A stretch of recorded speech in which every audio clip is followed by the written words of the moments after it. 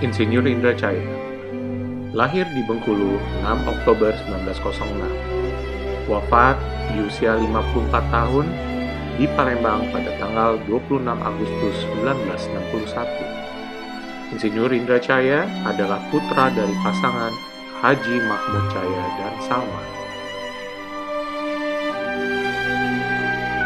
Insinyur Indra Caya menikah dengan Zaini Indra Caya, dikaruniai 4 putra dan putri. Putra pertama Saripudin Caya, putri kedua Lela Jauhari Harahap, ketiga Dr. Hewan Dewi Amana Caya Sales, dan keempat Kemalapuri Indra Caya.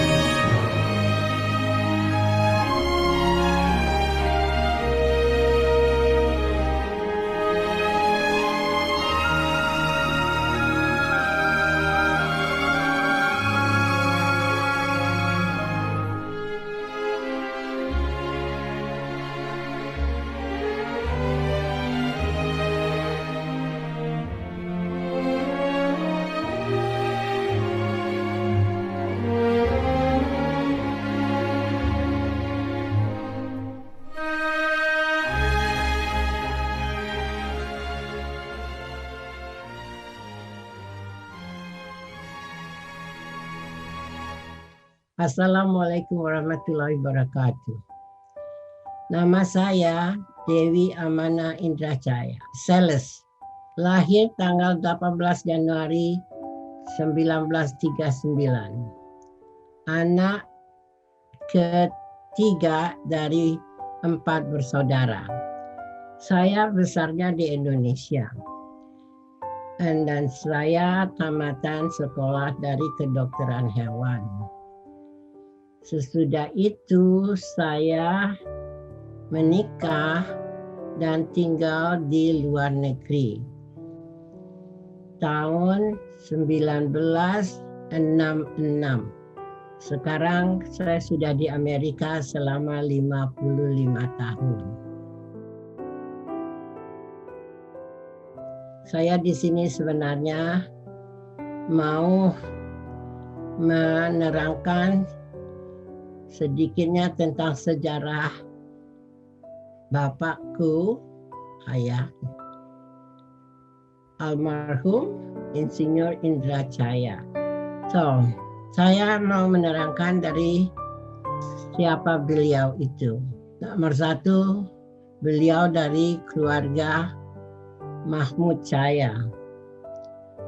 Bersaudara 7 orang. Dan dia adalah anak nomor 3 dari Mahmud Caya. Sewaktu kecilnya, ayah sudah pergi ke sekolah. Kebetulan ayah dilahirkan dari keluarga yang privilege. Kalau orang Indonesia dulu, kalau kita tidak punya atau orang tua kita tidak berpangkat, tidak bisa masuk sekolah. Nah, kebetulan ayah dari keluarga yang cukup, yang dibolehkan masuk sekolah. Ayah pergi ke sekolah,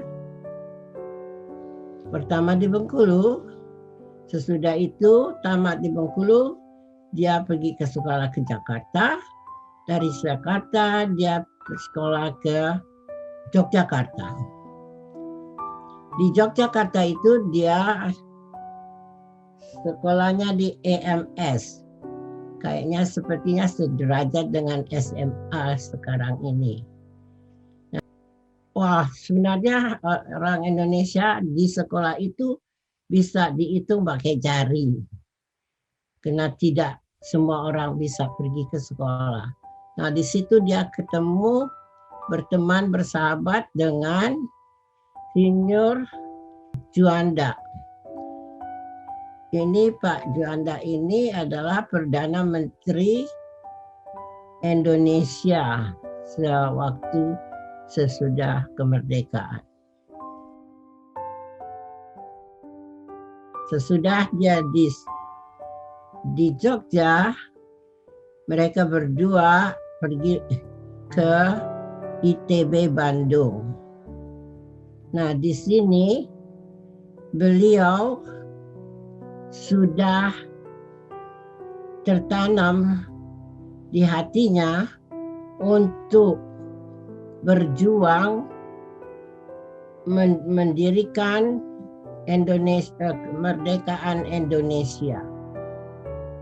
Nah, waktu dia di Bandung, dia bertemu dengan Bung Karno. So, sama Bung Karno, mereka dekat sekali karena mereka tinggal bersama di satu rumah. So, ayah dan Bung Karno, mereka masing-masing ada gabungan mahasiswa untuk kemerdekaan. Ayah pimpinannya sebagai pimpinan mahasiswa dari Sumatera. Bung Karno sebagai pimpinan dari Jawa. Nah, dari sinilah mereka kerja sama-sama cara bagaimana bisa menjadikan Indonesia ini merdeka. Nah, dari sini ayah sudah selalu memikirkan bagaimana kita untuk merdeka untuk semua orang, biar miskin, biar kaya, bisa pergi ke sekolah. Karena sekarang oleh orang-orang yang berada dan kaya baru bisa masuk sekolah. Karena itu ayah merasa tidak adil dan tidak suka kita di bawah pemerintahan Belanda. So, ayah tamat tahun 1933. Tapi perjuangan itu, grup-grupnya itu masih terus. Dia sendiri dia tidak bekerja untuk Belanda, tapi kita punya perusahaan sendiri. Ayah punya perusahaan membuat mainan dari kayu-kayu itu, bikinan mainan sepeda-sepeda, kuda-kudaan, dan so on ya, dan lain-lainnya. Dan dia sendiri punya perusahaan pembikinan jembatan, rumah, dan jalan. Waktu itu kita berdiam di Bandung. Nah, saya belum lahir. Itu baru kakak abang saya yang paling tua. Akhirnya di Bandung. Sesudah itu ayah kena dapat borongan pembikinan jembatan dari Bandung, Cianjur, Sukabumi. So ayah, keluarga kita pindah ke Cianjur.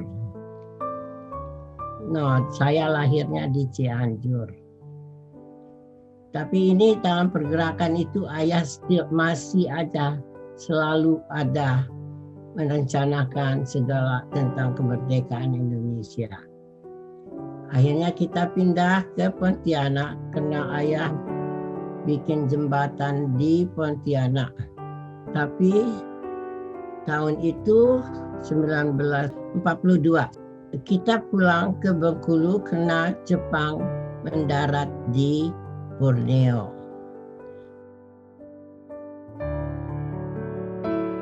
Ini sewaktu kita pulang ke Bengkulu, nah ayah melanjutkan pergerakan kemerdekaan Indonesia. Nah di sini ayah masih di bawah pemerintahan Jepang. Dia banyak berusaha keras untuk membantu penduduk Bengkulu. Sepertinya kena ayah bikin powernya dari air terjun ya. ayah bikin berapa banyak, bukannya karena ayah takut kepada Jepang, tapi maksud ayah dia bikin supaya semua orang di Bengkulu tidak usah pakai lilin atau pelita, jadi mereka pakai lampu listrik sama tidak bayar karena Jepang yang punya. So, itu satu lagi yang ayah kerjakan untuk penduduk di Bengkulu.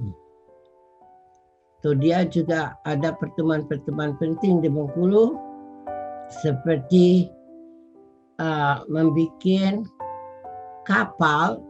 Ayah bikin 2 kapal supaya anak-anak muda Indonesia tidak bisa dipakai oleh orang Jepang untuk bekerja di bawah Jepang, ngebersihin segala kotoran dan segalanya itu. Jadi mereka, ayah bilang itu perlu kapalnya mau dipakai untuk mereka. So, jadi terjamin pemuda-pemuda Indonesia tidak bekerja di bawah Jepang. Banyak lagi yang lain-lain. Karena saya banyak tahunya karena ayah selalu bercerita bagaimana ini nanti. Saya masih kecil sekali waktu itu sih. Tapi udah tahu apa gitu ayah. Ayah sesudah itu suka cerita. Nah, yang saya selalu ingat ini, ayah sama ibu aktif. So, kita latihan malam-malam berangkat, terus dibawa di ujung-ujung kampung, terus disuruh guling-guling ke bawah dan lari gitu. Nah, saya udah besar itu tanya, ayah itu kenapa? Waktu itu dikasih tahu orang kalau pesta yang mereka diundang itu sudah dipasang gas ya, bahasanya gas ya. Jadi kalau mereka nanti pesta makan semuanya, itu pintu ditutup, itunya dimasukin gas, jadi semuanya mati. Itu semuanya pemimpin dari Bengkulu. Jadi bukannya ayah sama ibu aja, ibu termasuk di catatan. Nah, karena itu kita latihan. Itu mestinya terjadi tanggal 9 Agustus. Tapi tanggal 7 Agustus Jepang menyerah. Ayah dipanggil ke kapal perang Jepang mengambil kekuasaan daerah Bengkulu ke ayah. Itu ayah selalu cerita sama saya. Jadi kita bersyukur alhamdulillah nggak kehilangan ayah sama ibu dari Jepang. Gara-gara Jepang kena bom atom.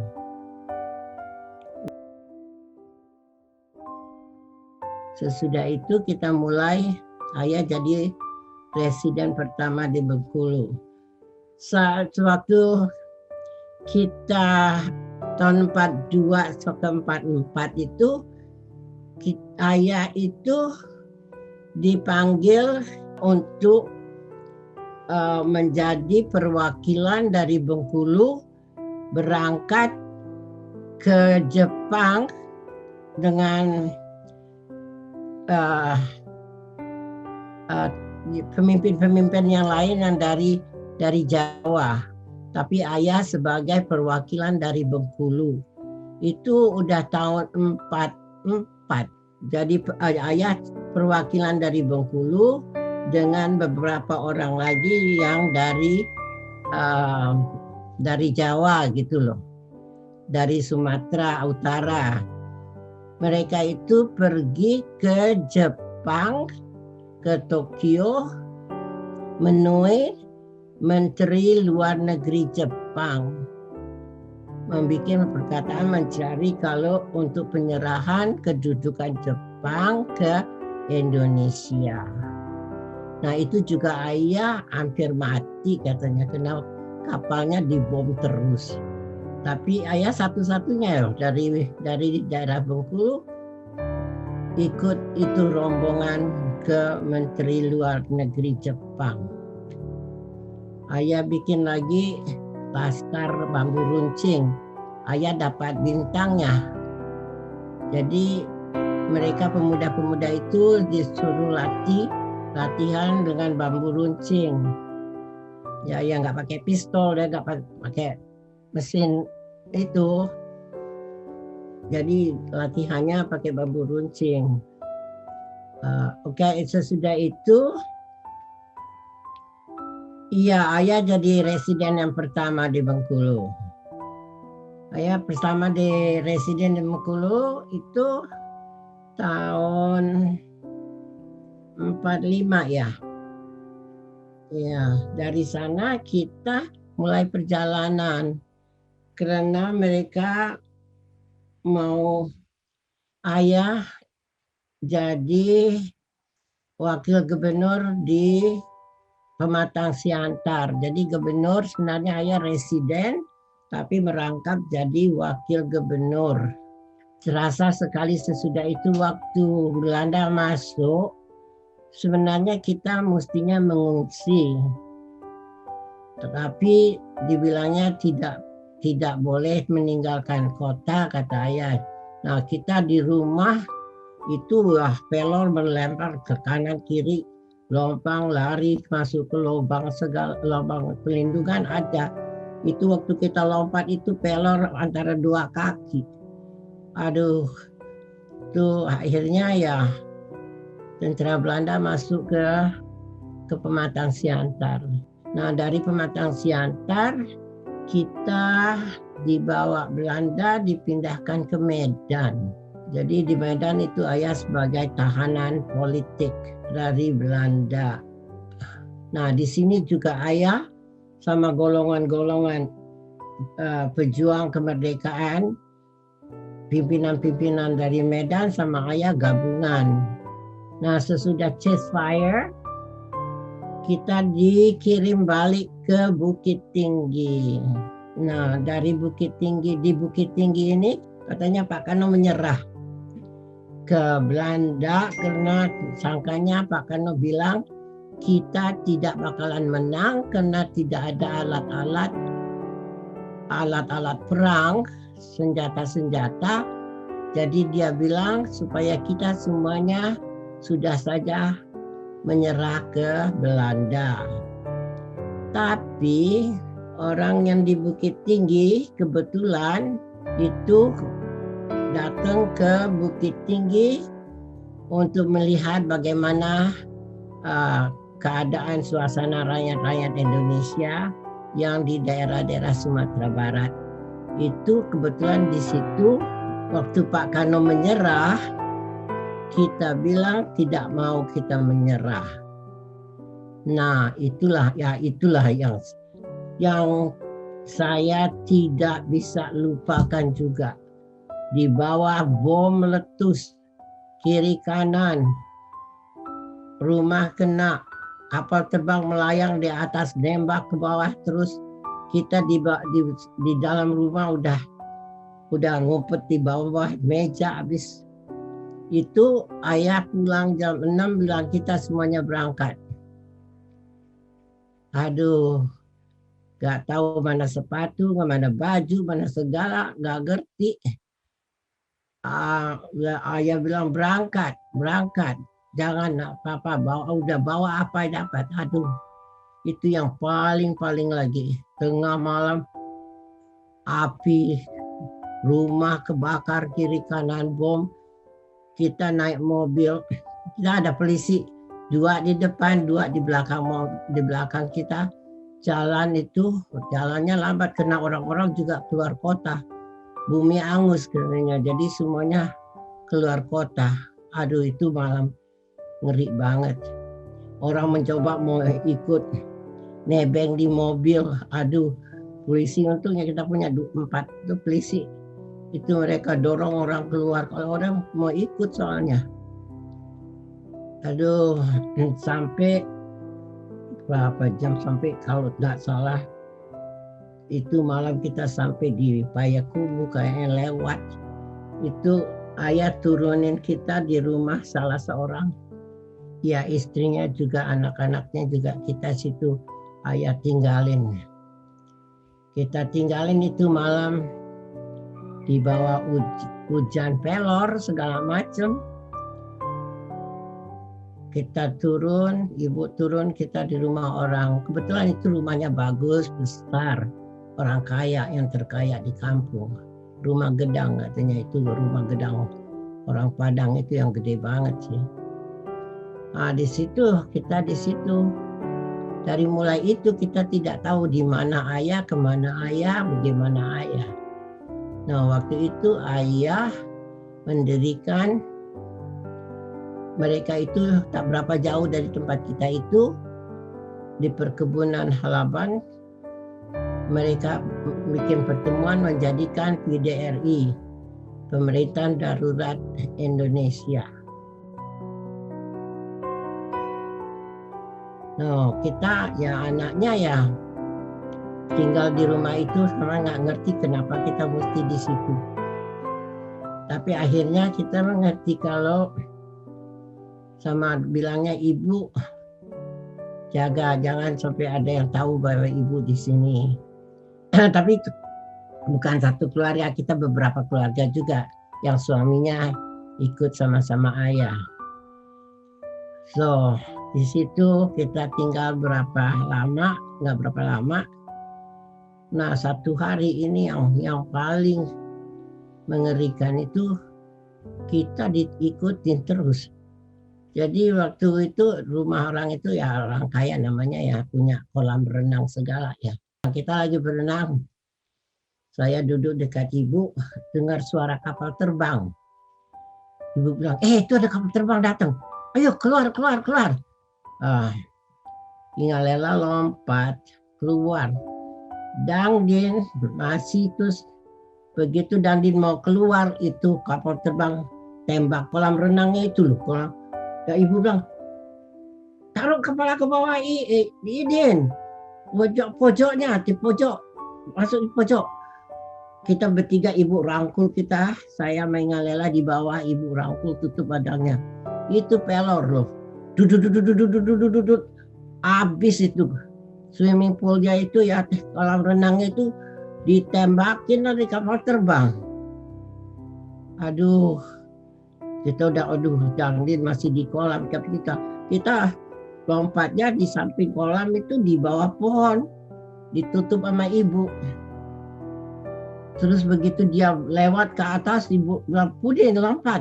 Kita lompat, kita lari ngumpet di bawah pohon-pohon. Dan dia balik lagi, dia mulai lagi tembak kiri kanan. Aduh, itu betul-betul cari kita loh. Malamnya kita disuruh berangkat jam 3 pagi, merangkak lewat sawah. Saya masih kecil, sama ya berapa umur 7-6 tahun.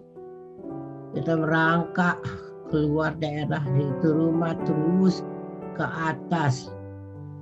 Terus itu satu malam itu jalan sampai tempat-tempat ada yang ketutup rumah-rumahan.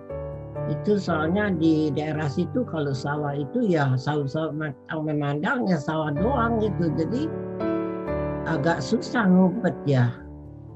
Jadi ngumpetnya ya di bawah-bawah pohon-pohon padi lah.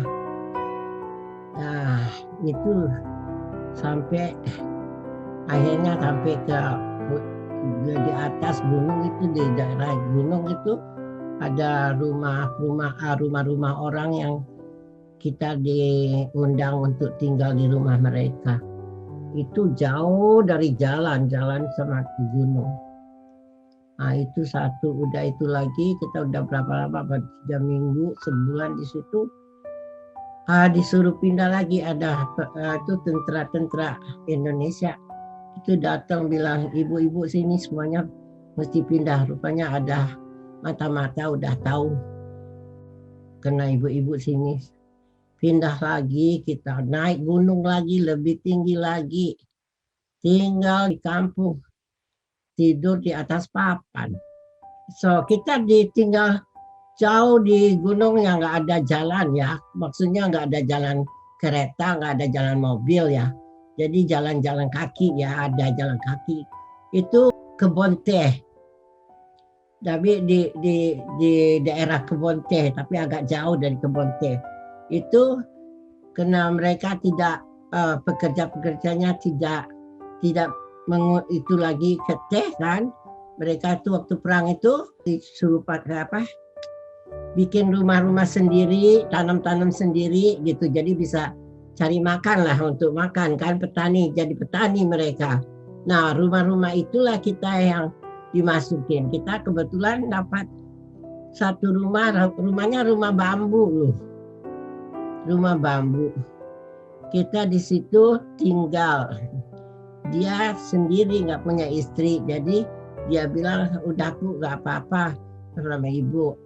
Tinggal di sini saja di rumah saya sama anak-anak semuanya. Saya nanti nginep di teman saya, jadi saya ke situ aja tiap malam, siang hari dia ngeberesin tanamannya segala gitu. Jadi kita tinggal di rumah situ lah. Yang nolong kita itu Dang Zani ya, dia baru umur kira-kira 16 tahun sama Buci Zauda, Buci Gedung.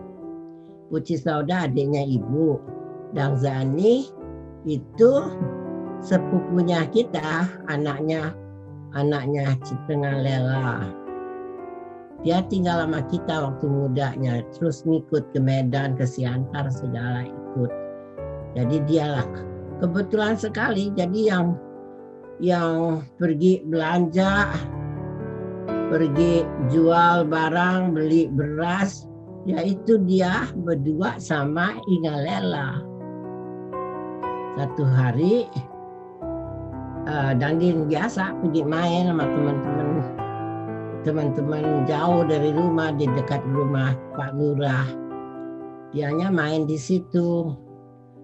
Nah kebetulan ayah udah di situ di rumah Pak Lurah itu ada meeting. Mereka berapa orang dari PDRN itu di situ untuk melihat bagaimana suasana di daerah situ, bagaimana perlu apa gitu. Katanya ayah tuh meeting, waktu duduk meeting mulai dia dengar ini suara di luar. Terus dia dengar tuh suara mulai keras tambah keras gitu loh. Rupanya dia ada cekcok gitu ya, dikit gitu. Terus dia mulai ngomongnya tambah keras. Begitu dia dengar tambah keras itu suara itu katanya, saya kenal itu suara. Terus dianya pergi ke dekat jendela, kelihatan Dangdin rumah tempat dia meeting itu rumah gedang ya, namanya gedang di Padang itu rumah di atas. Jadi enggak di apa rumahnya rumah tinggi deh, ada itunya. Dia tuh di situ. Dia lihat keluar, dia lihat Dangdin. Itu jendela, dia lompat padanya. Itu jendela bukannya pendek, kena ada tingkatan ke bawah. Dia lompat, dia lihat Dangdin, kau di sini katanya. Iya Dangdin bilang, ayah di sini katanya. Nggak tahu kalau kita di sini. Ya enggak gitu. Wah terus dia berduaan lari ke rumah, cari rumah terus. Sambil lari Dangdin jerit, Ibu, Dewi, Lela gitu. Kita itu sayup-sayup, itu kayak suara Dangdin jerit. Wah kita semuanya lompat. Ada apa nih, ada apa? Begitu Dang Zani udah mau lari nih. Lari cari dia, ada kenapa gitu. Tapi kok suaranya makin mendekat, bukannya menjauh apa menghilang gitu, makin mendekat, makin terang. Jadi kita nih dianya ada apa kok kayaknya kemari ya gitu. Ternyata udah pada ngumpet-ngumpet juga, disuruh ngumpet sama ibu, takut kalau ada orang itu ya mau apain Dangdin gitu. Dang Zani sama Buci udah udah mulai ketemu cari daging. Nggak tahu waktu itu lihat itu perbatasan dari kebunnya itu orang sama di luar itu mulai terbuka. Begitu lihat Dang Din jerit ibu gitu, ibu Din gitu. Kita lihat ada orang di belakang Dang Din. Oh itu ayah. Itu gak ngerti gimana rasanya sesudah sekian tahun kita sangka ayah sudah meninggal, ayah sudah apa, di mana ayah. Sama sekali itu waktu itu lihat ayah itu, aduh, dunia aja yang tahu. Ayah masih hidup. Jadi satu kali itu keluar semuanya, ayah masih hidup. Aduh itu sama sekali, ramai sekali itu pemikirannya. Aduh kalau ingat itu waktu dunia aja yang tahu. Sesudah itu ayah paling banyak tinggal 3 hari, udah tuh pergi lagi. Jadi kita ditinggal lagi, kita nggak tahu lagi kemana ayah sesudah itu. Begitulah waktu perang yang namanya perang. So, kebetulan ketahuan kalau ayah juga pergi ke Jawa, pergi ada konferensi segala. Nah kita juga aneh waktu baca sesudah kemerdekaan itu, ayah nggak ketangkep. Lucu ya, namanya lucu. Sesudah itu nggak lama, berapa bulan kemudian ya itu kita dijemput sama ayah, berangkat langsung diambil kita terus langsung dibawa ke Padang. Dari Padang langsung kita dibawa ke Jakarta itu 1949 bulan apa itu kita keluar, bulan Desember ya. Pokoknya kita di Jakarta menghadiri timbang terima pemerintahan Belanda ke Indonesia. Itu waktu itu permulaan tahun 50. Nah kita di Jakarta, ayah sebagai pegawai tinggi perhubungan. Nah di sini yang banyak sebenarnya jasa-jasa ayah ini ya. Saya tahunya karena ayah selalu cerita ke saya gitu loh. Kita duduk, ayah cerita. Aduh ini kita dulu tuh belum punya Garuda. Habis nggak ada punya duit juga beli kapal terbang. Belum ada kapal laut. Ayah bilang, ayah kan di perhubungan kereta api. Nah disitulah ayah sebenarnya. Kalau ayah orangnya kerja semuanya mesti bisa jadi. Tapi kalau udah jadi dia tidak ambil namanya. Saya yang bikin, itu nggak ada itu. Itu ayah orangnya sama sekali humble ya. Jadi saya kerjain berhasil bagus cukup itu aja ya. So mulainya dari kereta api, saya mulai pergi ke Jerman. Pergi ke Jerman untuk membeli lokomotif sama apa-apanya deh pokoknya tuh untuk kereta api gitu. Nah di Jerman ini yang intinya ayah tuh bilangnya ceritanya ke saya. Itu ayah tuh waktu di Jerman itu katanya mereka tahu Indonesia baru merdeka gitu. Wah, mereka aja asik nih katanya. Kenapa ya? Nah, begitu ayah meeting sama mereka tentang bagaimana bisa cara pembelian segala itu di kantor, dan mereka orang Jerman itu tertarik ya, katanya yang punya perusahaan itu mau mendukung gitu loh, apa cara pembeliannya segala macam. Kita kan nggak bisa langsung bayar ya, karena kita kan nggak punya duit, belum punya duit. Jadi mereka setuju apa gitu membantu kita gitu. Jadi seperti kali apa tahu deh caranya, ayah nggak bilangin sih. Pembayaran belakangan apa bagaimana nggak ngerti. Pokoknya mereka setuju. Nah dia yang punya perusahaan itu bilang sama ayah, kita mau bantu Indonesia untuk membangun. Nah ini coba kau berbicara dengan segala pegawai pabrik itu gitu. Saya kumpulkan mereka di luar, dan saya mau kalau saudara ayah tuh memberi sepatah dua patah pidato ke mereka, ke pegawainya dia. Nah ayah berdiri di situ. Dia bilang, ini pakai bahasa apa nih nggak nih? Saya nih pakai bahasa Inggris. Ini orang Jerman nggak ngerti. Pakai bahasa Belanda, ya Belanda mereka nggak ngerti. Ya udah mesti pakai bahasa Jerman. Tapi kata saya ini sudah nggak pakai bahasa Jerman dari mulai lepas sekolah.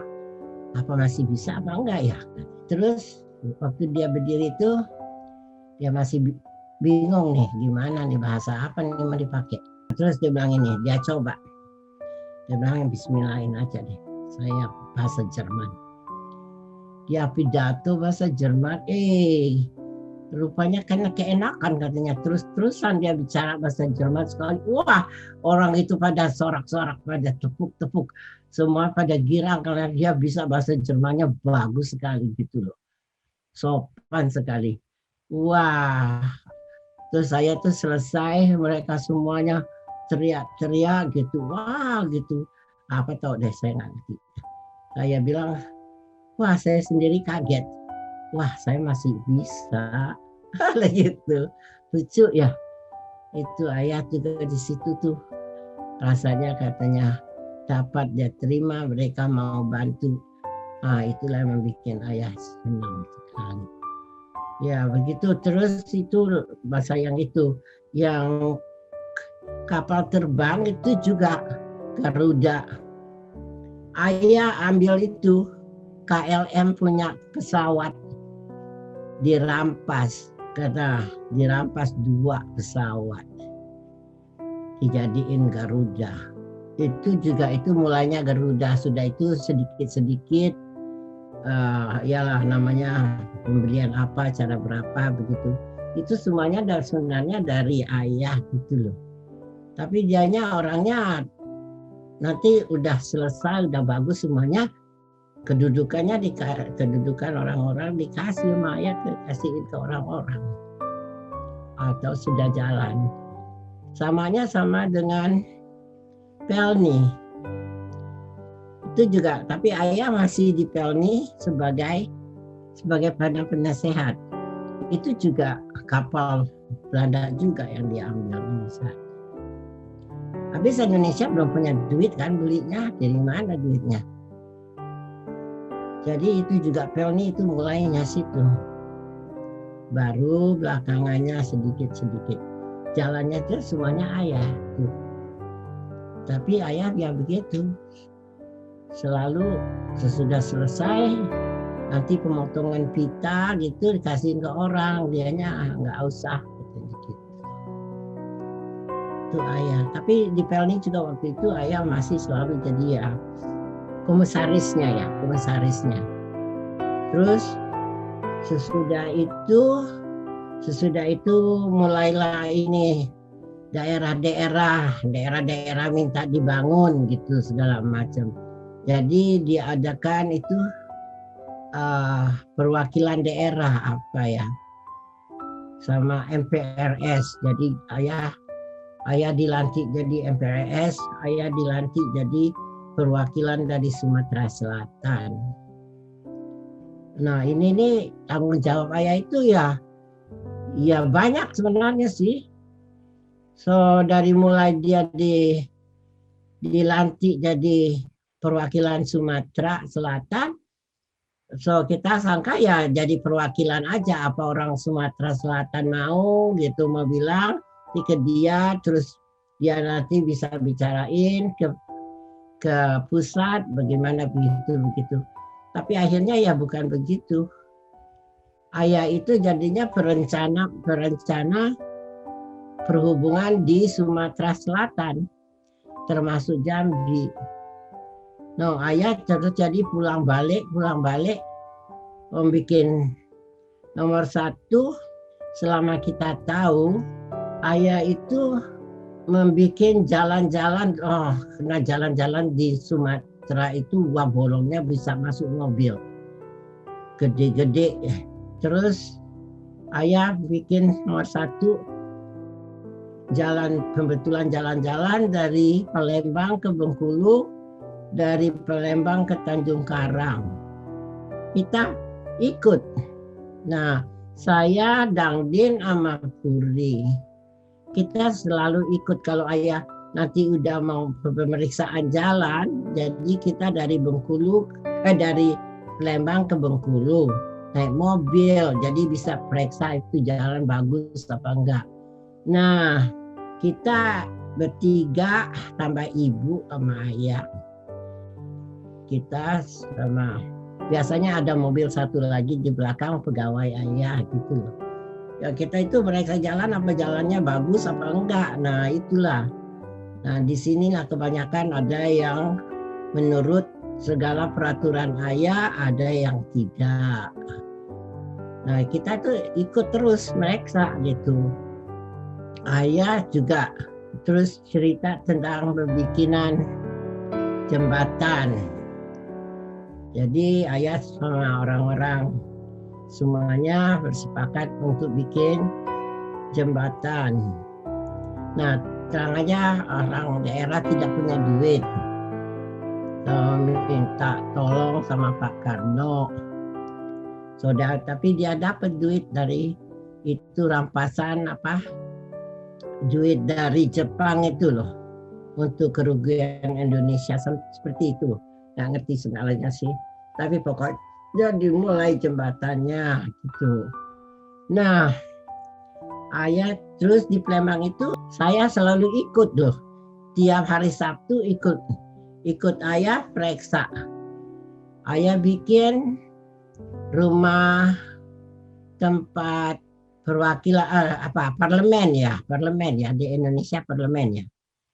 Jadi rencananya dibikin parlemen, lapangan terbang di Palembang, terus jembatan Musi, jembatan Empara. Itu yang udah jadi itu waktu dia masih hidup, itu kantor pos di Palembang. Apalagi itu. Oh itu yang paling itu pupuk Pusri itu tuh gedungnya ya. Jadi waktu mendirikannya itu kita ikut tiap itu minggu dari Jakarta datang ikut ayah pergi meriksa itu. Mereka lurusin mulai melurusin tanahnya sampai berdiri gedungnya. Ayah juga itu. Nah, jembatan akhirnya dia dapat duit dari pertolongan dari Soekarno itu dimulai jembatan Ampara itu. Itu juga dari mulainya ayah sama wali kota Ali. Itu waktu ayah meninggal itu persis-persisan baru pertengahan, belum selesai. Tapi sebelumnya kejadian ini, sebelumnya dia meninggal, dia selalu cerita ke saya, aduh ayah nih mau bikin jalan dari mana ya? Jalan Trans Sumatera. Maksud ayah dari mulai Aceh ke Tanjung Karang. Wah, dia bilang itu perlu banyak duitnya, banyak sekali. Kita nggak punya nih ceritanya.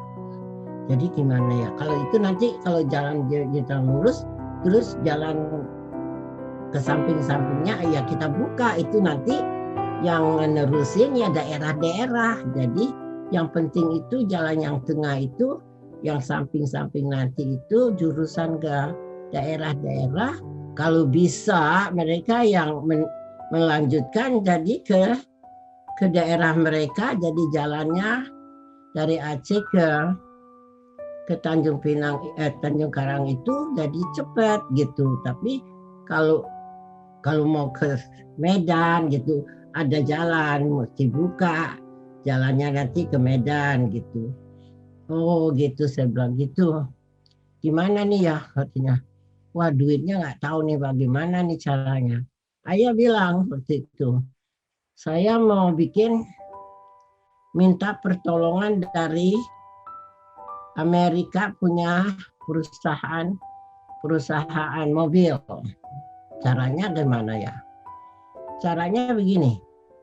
Bilang ke mereka, kalau mereka kasih duit untuk bikin itu jalan, di Sumatera itu nanti mobilnya ya cap itu seperti Ford, apa Chevy, apa-apa. Siapa yang mau ngambilin, siapa yang mau kasih itu duit, gitu loh.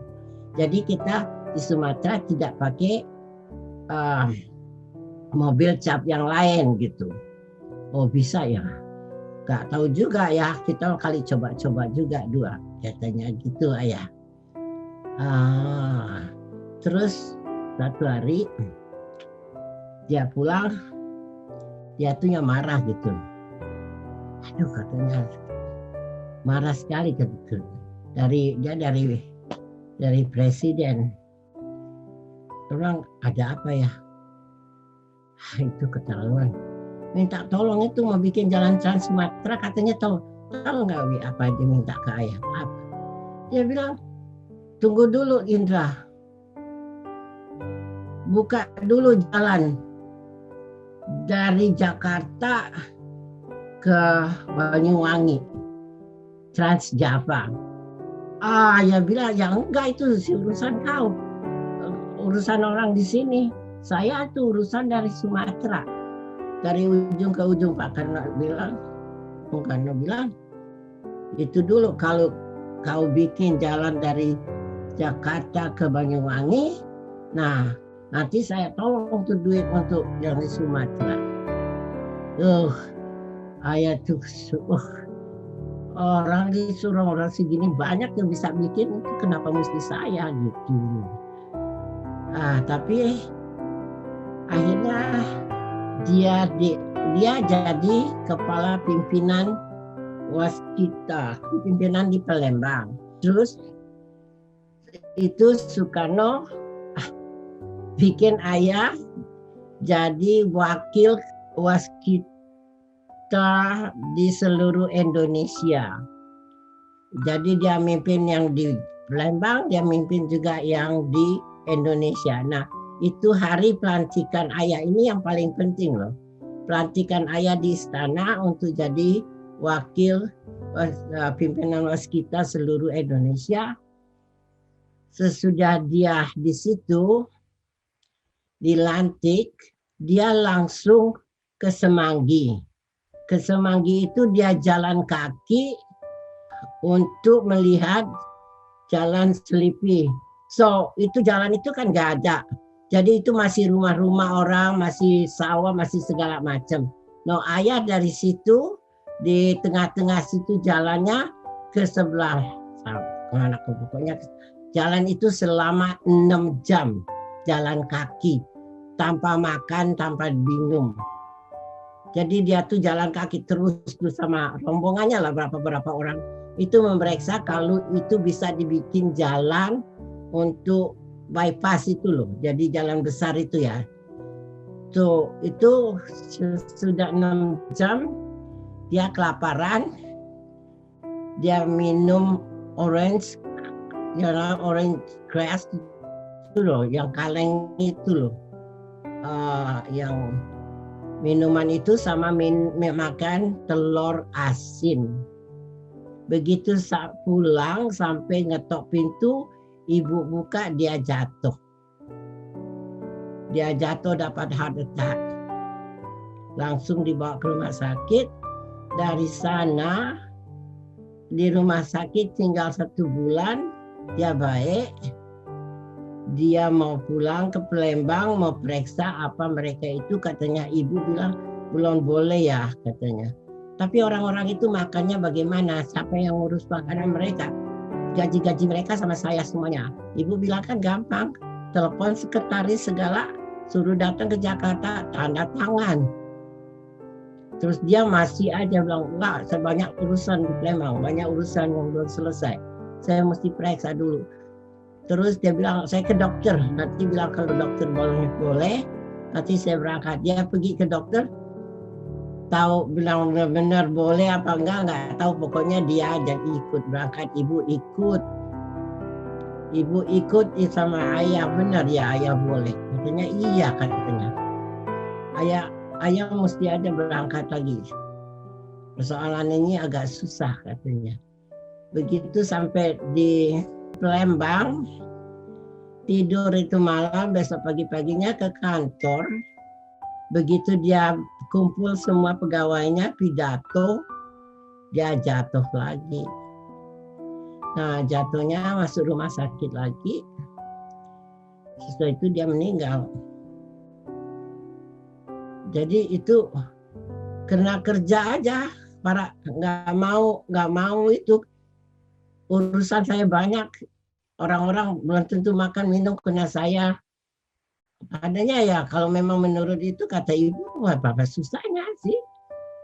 Sekretaris segala ada, wakil ada aja, suruh mereka bawa kemari pakai kapal terbang, tadi tanda tangani suruh bawa pulang lagi. Ya namanya ya orang pemikirannya beda-beda sih. Dia tanggung jawabnya ya banyak gitu. Gak mau dia sampai orang lapar, sampai orang gak bisa kerja. Itu ayat tuh begitu.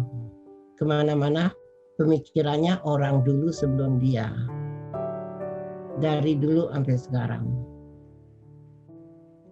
Kalau orang pangkat, ayah gak peduli.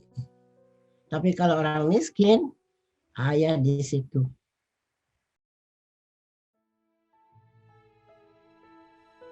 Demikian cerita saya tentang pengorbanan dan perjuangan ayah saya untuk memerdekakan Indonesia dan mengisi kemerdekaan dengan pembangunan selama beliau hidup.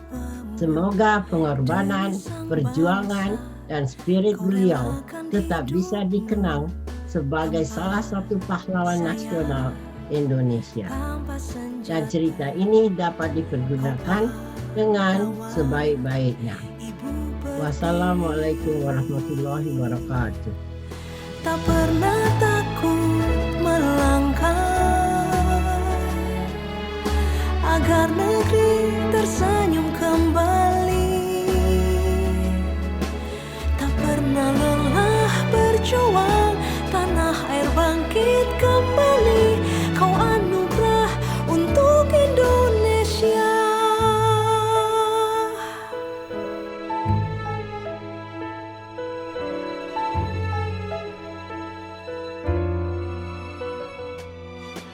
Demi sang negeri, kau pertaruhkan nyawamu.